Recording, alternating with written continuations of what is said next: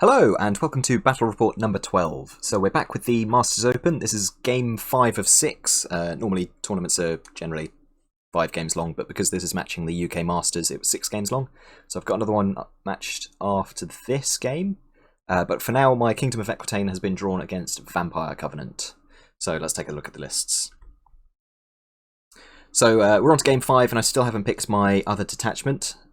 Which I think is a bit of a waste on my part. I could have spent some more time experimenting with what I could have taken. But we'll leave that for a quick review at the end of the tournament, I think.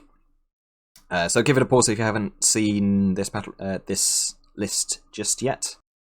So my opponent's list, he's got a pair of Vampire Courtiers, and they are Lamia Bloodline, which means he has to use a whole 25% of his points on core instead of 20 as you would in an independent army. Then the Lamia upgrade for the vampires gives a whole list of stuff, so get ready. Lightning reflexes, -1 attack. Enemies in base contact with one or more Lamia vampires suffer -1 agility. If the vampire isn't equipped with heavy armor and or a shield, then it gains distracting as well. Deals issued by the vampire must be accepted by a character unless a champion can do so first. And model parts without harnessed in a duel with the vampire suffer -1 attack value as well. So an awful lot of mileage out of the vampires, and they're pretty decent in duels between their lightning reflexes and inflicting -agility and -attacks. And then they've got distracting as well. So characters to be avoided, basically. So the first of 2 vampires is a courtier. She's the general with the Deader Eyes. She's on a Court of the Damned with the Aegis upgrade. She's a wizard adept of witchcraft with light armor enchanted with the Basalt Infusion, and she's got paired weapons enchanted with Hero's Heart. Then we've got a Vampire Courtier, who's also Lamia Bloodline, obviously. She is a wizard adept of witchcraft again. The Battle Standard Bearer with a pair of Legion standard enchantments, light armor enchanted with the Destiny's Call, and paired weapons. Then we've got a Necromancer, who's a Wizard Master of Evocation with the Necromantic Staff. 35 Ghouls with a Champion. 35 Skeletons with full command and another Legion standard. 2 lots of 21 Zombies with Musicians. 2 lots of 2 Great Bats. The thing that my army is really scared of, 2 lots of 10 Wraiths. So that's with Reaper and AP 10. So lots of attacks. Very good Aegis save, very, very high AP and decent strength, so if I'm not careful around those Wraiths, they're just going to delete a unit a turn each, so I need to be very cautious with them. And he's taken 7 Vampire Spawn as his detachment. So I'm a lot more manoeuvrable than this army, besides the Vampire Spawn, because of their autonomous and then an 18-inch march with fly and light troops. Also, the Wraiths are light troops as well, so and then again with their high AP, high number of attacks, decent strength, they're going to be very, very scary for me to deal with. If I move too close, then they're either going to charge me or they're just going to fly through me and deal a whole load of damage to my units. So if I can be sensible and keep myself at a decent distance, pick off the points that I can kill, draw the objective, then I should be alright. But I'm sure by this point in the tournament, we'll see how that gets on, and I'm sure you can guess how well I did. Okay, so here's deployment. I've got my Yeoman on the left, then my Druidess with the Banner of the Last Charge unit. I've got my Grails with their BSB. I've got my Divination Damsel with her Questing Knight Bodyguard in the forest. Got my Renown Duke on his Hippogriff on the right there. Then the Aspirant Knights, my Pegasus Knights, and the small unit of Realms on the right. In the bottom, he's got his Vampire Spawn on the hill, with a unit of Wraiths behind them. He's got the pair of Great Bats in front of them, the Necromancer in with a unit of Zombies just to the right of them, then the huge great big bus of Skeletons, with parry, I should mention, with the BSB and the Court of the Damned in them. Then at the back, he's got a unit of Zombies, the other unit of Great Bats, the massive horde of Ghouls just in front of them, and the second unit of Wraiths on the other flank. So for this game, we were playing Counter Thrust, and we're playing King of the Hill. So I made sure to drop quite close up to the middle. I think I dropped the aspirants and the yeoman quite early on to push back his lines a bit.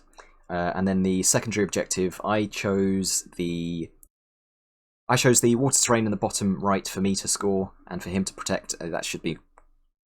It should make it a little bit more difficult for him because the water breaks steadfast, and of course it's dangerous for standard size infantry. And he's chosen the field in the top right for him to score. So for spells, his general has chosen the Dead Arise. Obviously, she comes with that. The Hereditary and Raven's Wing. Then the BSB has the Hereditary, and I didn't mark down what the other one was for that. It's my bad. And then the Evocation Master has taken Spectral Blades, Whispers of the Veil, Touch of the Reaper, and Hasten the Hour. And then, of course, he's got the Necromantic Staff for the Bound Arise spell as well.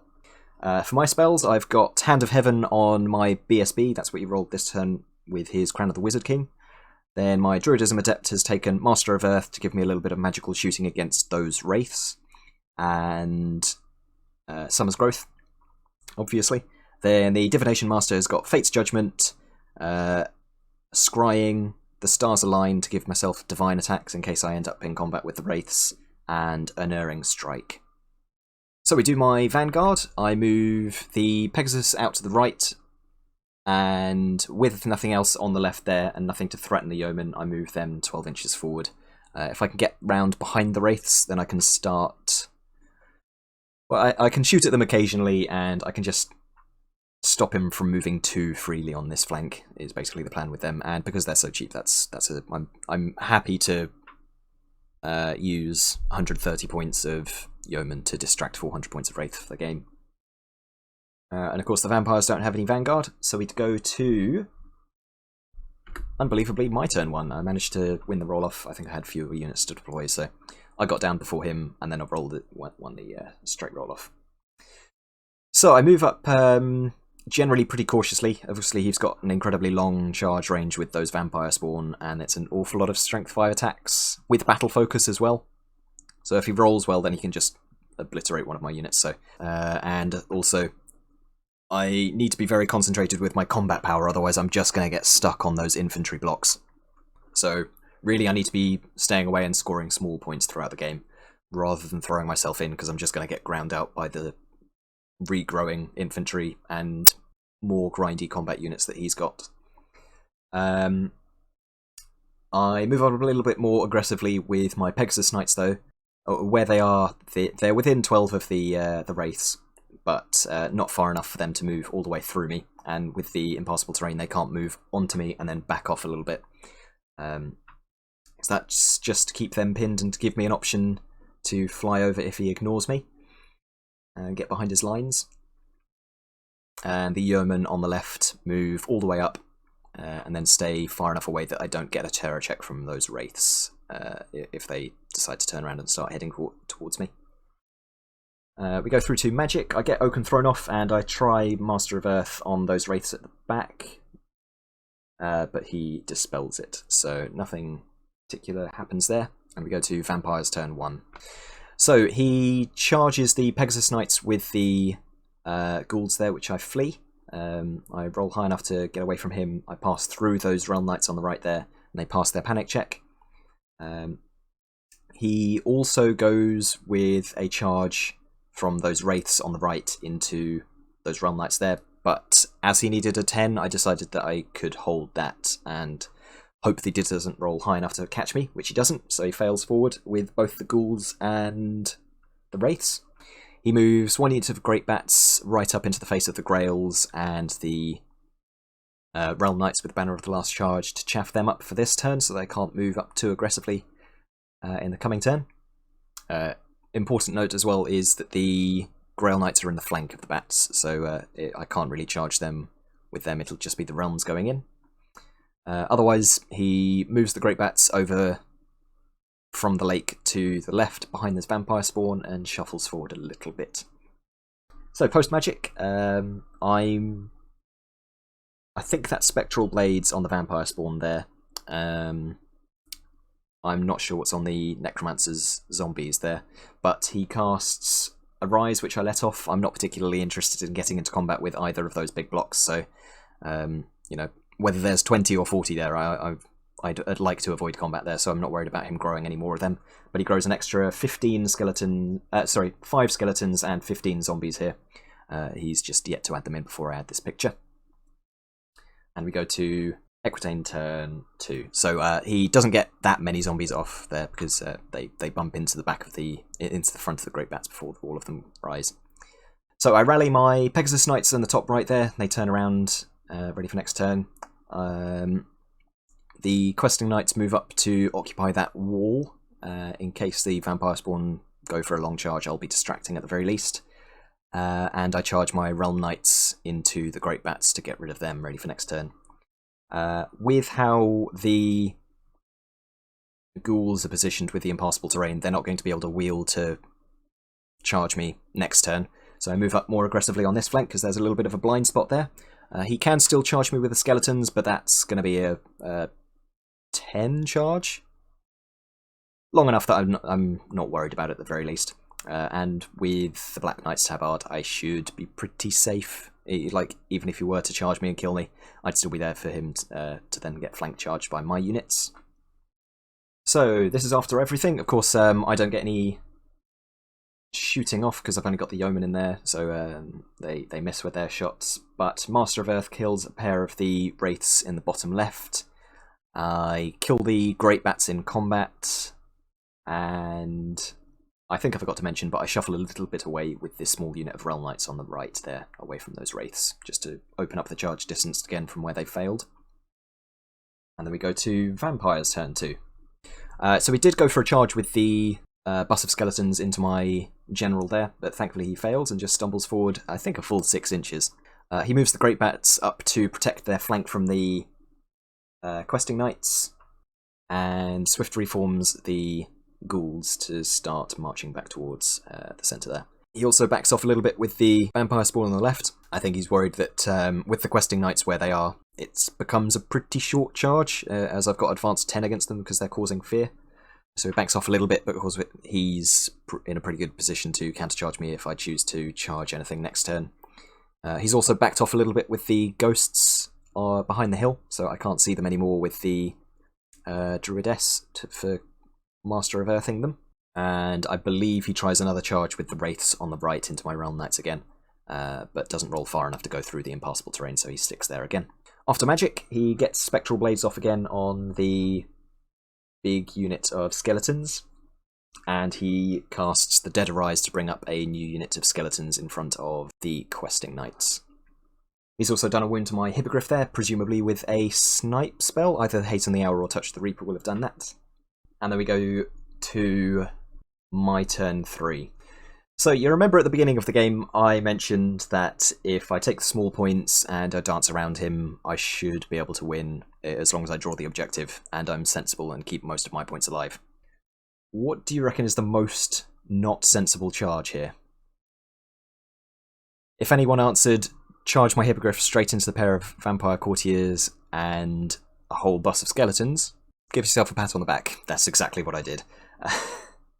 Looking back, I have absolutely no idea why. I did have a flank charge with the Realm Knights into the Great Bats, and then it's a very short overrun into the flank of the skeletons, at which point I can do 12 impact hits, plus my attacks, plus all my combat res.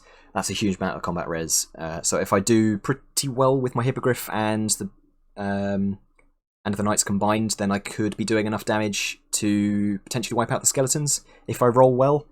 But I don't think there's any real reason to risk that, especially when I was in a decent position just to move the Hippogriff into a position. If we look at the previous frame, I could move them behind the Great Bats there, and then they'll be at a decent range away from the Vampire Spawn, and I think that's a charge that I could probably take anyway because he doesn't bring any combat res besides the wounds that he's doing. If he wants to charge me with the zombies, then he can, but at that point I can just pick out the Necromancer and kill them, and it just means that I move completely out of line of sight of the pair of vampires and railroads them forward a little bit. or I could move between the ghouls and the skeletons. I could move away. There's endless options for me here, but I was enamoured with the possibility of taking out one of the vampires here in a duel. With Renown, if I get a little bit lucky and I roll the lethal strike, then I could go through the Aegis saves and take them out pretty early, which would be pretty good, but it's not worth risking this.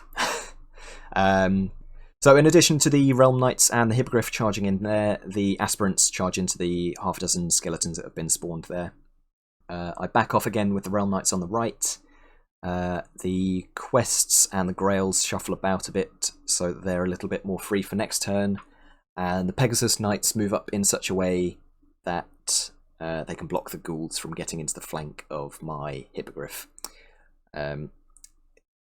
It's interesting that I didn't have enough faith in that combat that I would assume that the Duke would still be there next turn, so you'd think that if I was planning for countermeasures for when it goes wrong, you'd see that you would think that I would see that that was a bad charge, but never mind.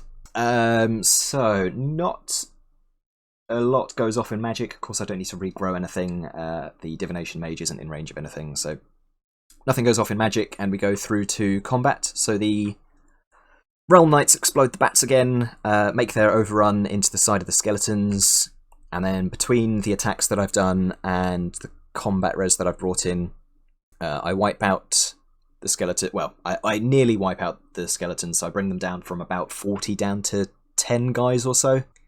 The General on the Court of the Damned issues a challenge, which I have to accept with someone. So I accept with my Duke on a Hippogriff. I think probably I could have potentially accepted with the Realm Champion instead.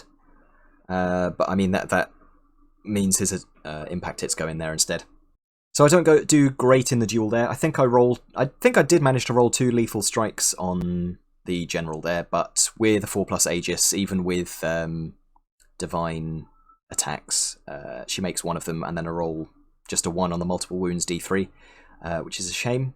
But I win combat by a whole load and bring them down, but that still means that I'm giving away my flank to a big scary unit of vampire spawn next turn, and I'm sure you can guess how well that goes for me. The Aspirants unsurprisingly clean up those half a dozen skeletons, but they do manage to get a wound in, which I then fail my armor save for. So I've lost an Aspirant there. And we go to Vampire Covenant turn 3.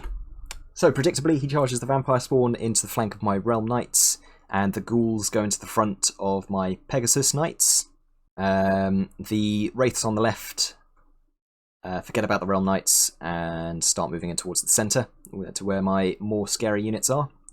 They figure that chasing after Realm Knights with a better movement than them probably isn't the best use of their points, so they start moving in towards the left. The other unit on the right is still hiding from my Yeoman and the rest of my shooting and combat. Of course, the Grail Knights have magical and divine attacks, so they really make short work of the Wraiths, so they're making sure that they're out of line of sight for them. In Magic, he regrows a couple of skeletons, grows another Vampire Spawn back, and gets Spectral Blades off on the Vampire Spawn as well. So after combat, it looks like this. I take another wound on my Hippogriff as well, and without the charge this time and a lot of attacks having to go into the Vampire Spawn, I just don't produce enough combat res this time. So I've lost combat by an awful lot. The Realms escape, but the Duke only rolls a 6 on his flee, which is then run down and caught by the pursuing units. So a big drop in points for me there, but certainly one that I deserve. Charging into a big steadfast block of skeletons. The combat between the Pegasus Knights and the Ghouls is pretty much a wash. I think I stomp one of the Ghouls to death, but they don't do any wounds to me. They just don't have enough strength or AP to go through my armor. And we go to Equitaine turn 4. So my Questing Knights charge into the flank of the Vampire Spawn, with them causing fear. They're only resilience 4 and they don't have any saves, so between combat res and my attacks definitely hitting and wounding, I should be doing some pretty serious damage there. I do manage to rally the Druidess with her Realm Knights. Oh, and the Aspirants there failed their panic as the Realm Knights ran through them, so they fled through the forest up there. And the Grails, trapped on the other side of the quests, have had to spend a turn marching around to see if they can get close to anything ready for next turn. And the Realms in the right-hand corner, on the right-hand side, move towards the centre to see if they can get to a point where they might be able to help the Pegasus Knights out. Post-combat, again, pretty much nothing happens in the Ghouls combat with the Pegasus. I think I kill a couple more, but he wins on static combat res, which I then fail my break test for. Thankfully, with Swift Stride, I do manage to make it away, but I fled through the Realm Knights again, which causes another panic for them, which they fail, and then flee again. Which isn't good, but at least it means that I'm unlikely to be charged by the pair of vampires next turn, or certainly not caught by them anyway. And the Questing Knight combat goes about as much as you would expect, and between combat res and my attacks, I bring them down to one guy with 2 wounds remaining, and we go to Vampires turn 4. So predictably, he does charge both the Pegasus and the Realm Knights as they're both fleeing, and they both get pushed back a bit. Thankfully, I pass all my dangerous terrain checks, and I stay on the board with the Realm Knights. And with his moves, he reforms with the skeletons and brings the now pretty chunky unit of zombies up to in front of the Grails to tempt them to charge in, but I shouldn't be making that mistake more than once this game, surely. And we go through to combat. So, the Realm Knights then finish off the remaining vampire spawn, and that was the only combat. So, turn 5 for Equitaine. Nice short one. So, I decide if one Knight Bus, or one Knight Lance in the side isn't going to do it, how about 2 in the front? So, both my Grails and my quests go barreling into the front of the Court of the Damned with the skeletons and the BSB. The aspirants fail their fail to rally and flee off the board, but thankfully both the Druidess, the Realms, and the Pegasus Knights all rally and turn around to face back into the board. The Realm Knights on the right decide to be very foolish and move up to within Reaper range of those Wraiths there. I was hoping that maybe I might be able to sneak onto the objective if he decides to ignore them, but it is tempting for him to just inflict, I think, 10 Strength 5 AP 10 hits on that unit, so that's not going to be healthy for them next turn. Post Magic, I managed to get Oaken Throne and Summer's Growth off on the Realm Knights up at the top there, so I've grown enough of them back that I'm now not losing any points for them. Nothing else is let off for that combat in the centre though. So, post-combat, so the Vampire General on the Court of the Damned puts all of their attacks into... I think, the Grail champion there has died, and I think that was in a challenge. I can't remember whether that was with the BSB or the General. I think it was the BSB. So I failed to do anything to the Battle Standard Bearer, but she kills me in return, and then the Court of the Damned with her Hero's Heart kills 3 Grail Knights, and nothing goes into the quests. In return, my Knights wipe out the skeletons, and then post-combat resolution, I've done enough crumble to kill the BSB, and put 4 wounds on the Court of the Damned. So very close to killing it there. But I have 1 combat, so I don't need to worry about fleeing this turn. Unfortunately, though, I do have 8 Wraiths in my rear, so eek. So, Vampire's turn 5. He charges... So, I've missed all the pictures on the way in and through here, but the Wraiths on the right do indeed go into the Realm Knights on the right and do enough wounds to bring the Realms down to 1 guy remaining, but he passes a panic. He charges the Wraiths into the rear of the Questing Knights, and in combat, I fail to do any more wounds to the Court of the Damned, and they also grow a wound back through magic. So between the combat res brought in from being rear charged and then all of the Questing Knights dying, the BSB and the remaining Grails flee from that combat. But thankfully I do hold with the Questing Knights. You notice that I have managed to kill a couple of the Wraiths. That's because the Unicorn gives her unit magical attacks, which reduces their Aegis from 3 up to 5 up, so that's made a little bit of a difference there. It's not going to save that unit, but at the very least I might be able to bring that down to half points for me to gain a little bit back from that. And we go to my turn 6. So unfortunately, I failed to rally my BSB and Grail Knight, so they'll be fleeing at the end of the game, so I'll give away half points for all of those. The Realm Knight on the right just turns round and marches 16 inches away to get out of terror check range. Well, to get as far away as possible, so he's not going to get Reapered or anything like that with those Wraiths on the right. The Pegasus Knights don't need to go anywhere, so they don't move in case they take enough wounds to cause a panic on themselves moving through the forest. And the Realm Knights move out of arc of those ghouls there. After combat, with magic I managed to grow back some questing knights in the combat with the unicorn there. And then after combat, between the attacks, I've managed to bring down the Wraiths to 3 guys remaining, so 1 wound above what I would have got for half points. But with scrying up, I managed to keep the unicorn and the quests alive for this turn at the very least. I also grow back a Realm Knight with the attribute in the top right, so I'm not giving away full points for them currently either. Or any points at the moment, because they're rallied and above 25%. And then Vampire turn 6, he manages to do enough damage finally with the Wraiths and the Court of the Damned to wipe out the Unicorn and her questing knights. The Wraiths on the right charge the Realm Knights. I wanted to hold, but I failed my terror check, so I am giving away half points for them currently. And that's the end of the game. Oh, and you'll notice that he's grown back another wound on the Court of the Damned, so I'm not getting half points on that either. So, pretty disastrous, especially considering that I knew what I needed to do, and then I did the opposite of that. And then not rallying the Grails on the last turn as well made a difference for my points as well. But certainly I could have played that better, and I think, I was penned in very well with the Ghosts. I couldn't move around freely on the flanks. The Vampire spawn on the hill as well was very threatening as well. He's got a longer charge range than me, and he's got a reroll from that, so I couldn't really move up aggressively with my Knight Lances without being a little bit risky. So that left the final score at a 15-5 as we drew the objective. So I think, considering how bad the matchup could have been, that's okay. But with the mistakes I made, I certainly lost more points than I needed to.